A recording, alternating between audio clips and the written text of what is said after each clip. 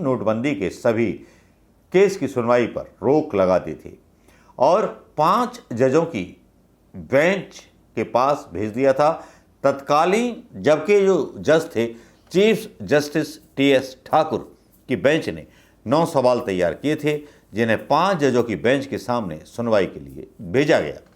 याचिकाकर्ता ने इस केस को दायर करते हुए सुप्रीम कोर्ट में कई दलील रखी।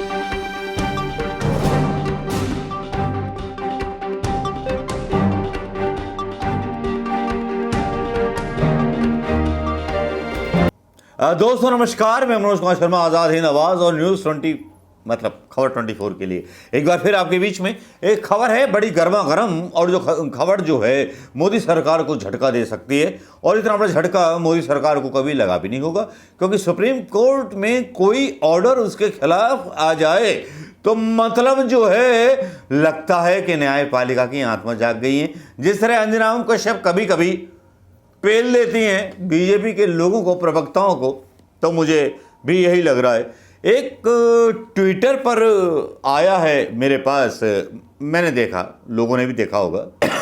सुरेंद्र सिंह साहब ने भक्त मंडली को कहीं सदमा ना हो जाए, सदमे में ना आ जाए भक्त मंडली, तो थोड़ा सा ये डाला उन्होंने बना करके मेहनत की। 12 अक्टूबर को मोदी सरकार सुप्रीम कोर्ट में सुनवाई शुरू होगी। नोटबंदी क्यों की गई, उसके फायदे और नुकसान के बारे में सरकार को बताना पड़ेगा। नोटबंदी से काला धन बाहर आया कि नहीं आया, उसके बारे में बताना पड़ेगा। आतंकवाद, नक्सलवाद खत्म होने के बजाय बढ़ क्यों गया। नकली नोट नहीं छाप सकते कहा गया था, उल्टा नकली नोट बाजार में आने की वजह से 2000 के नोट छापने बंद हो गए। 25,000 करोड़ के नोट तो पकड़े गए थे गुजरात की एम्बुलेंस में। और ये भी एक न्यूज़ आई थी कि साहब एक मठ में बरामद हुए नकली नोट।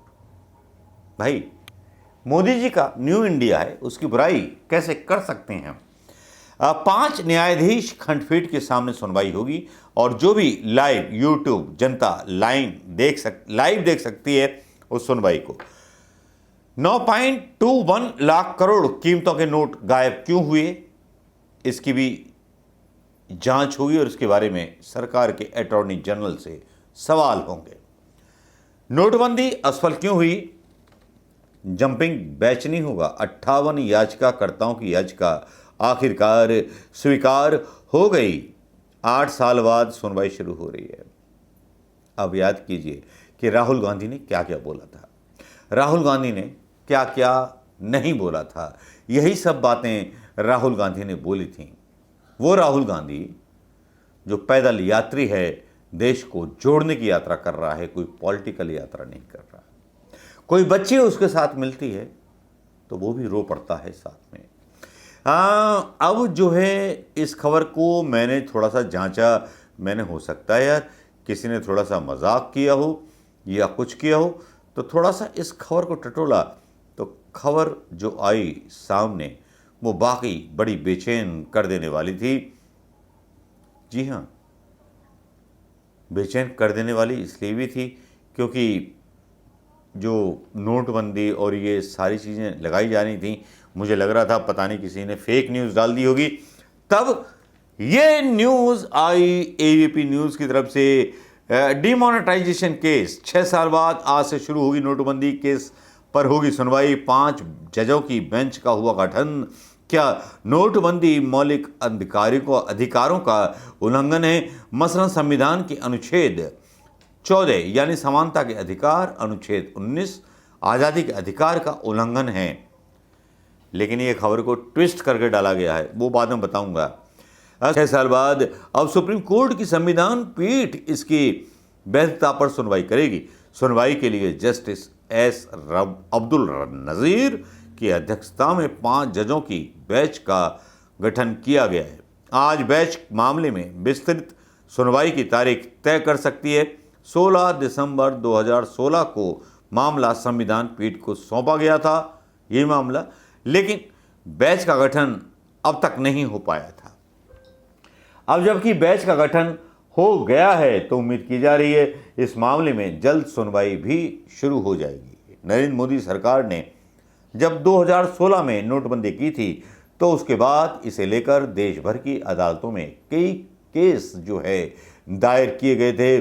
उस वक्त सुप्रीम कोर्ट ने देश भर की अदालतों में पेंडिंग नोटबंदी के सभी केस की सुनवाई पर रोक लगा दी थी और 5 जजों की बेंच के पास भेज दिया था तत्कालीन, जबकि जो जज थे चीफ जस्टिस टीएस ठाकुर की बेंच ने 9 सवाल तैयार किए थे जिन्हें 5 जजों की बेंच के सामने सुनवाई के लिए भेजा गया। याचिकाकर्ता ने इस केस को दायर करते हुए सुप्रीम कोर्ट में कई दलील जो थी रखी थी। याचिकाकर्ता ने कहा था कि सरकार ने नोटिफिकेशन जारी करके हर हफ्ते 24,000 रुपये निकालने की इजाज़त दी है, लेकिन हकीकत में नोट नहीं निकाले जा सकते क्योंकि नोट की कमी है। याचिकाकर्ता ने कई और पॉइंट गिनाए। सुप्रीम कोर्ट ने कहा यह मामला आम आदमी से जुड़ा है, ऐसे में लार्ज बेंच को सौंपा जाएगा। यह है सुप्रीम कोर्ट के वो 9 सवाल जो खड़े किए थे। क्या नोटबंदी का 8 नवंबर का नोटिफिकेशन और उसके बाद का नोटिफिकेशन असंवैधानिक है? क्या नोटबंदी संविधान के अनुच्छेद 300A यानी संपत्ति के अधिकार का उल्लंघन है? बैंकों और एटीएम में पैसा निकासी का लिमिट तय करना लोगों के अधिकार का उल्लंघन है? ये देखिए, बहुत सीरियस आरोप हैं। डिस्ट्रिक्ट सहकारी बैंकों में पुराने नोट जमा करने और नए नोट निकालने पर रोक सही नहीं है। नोटबंदी का फैसला क्या आरबीआई की धारा 26/2 के तहत अधिकार से बाहर का फैसला है? क्या नोटबंदी के फैसले के बिना तैयारी के लागू किया गया कानून करेंसी का इंतजाम नहीं था, कैश लोगों तक पहुंचाने का इंतजाम नहीं था? फिर एक और पॉइंट आता है, सरकार की इकोनॉमिक पॉलिसी के खिलाफ अर्जी पर सुप्रीम कोर्ट दखल दे सकता है। क्या नोटबंदी मौलिक अधिकारों का उल्लंघन है?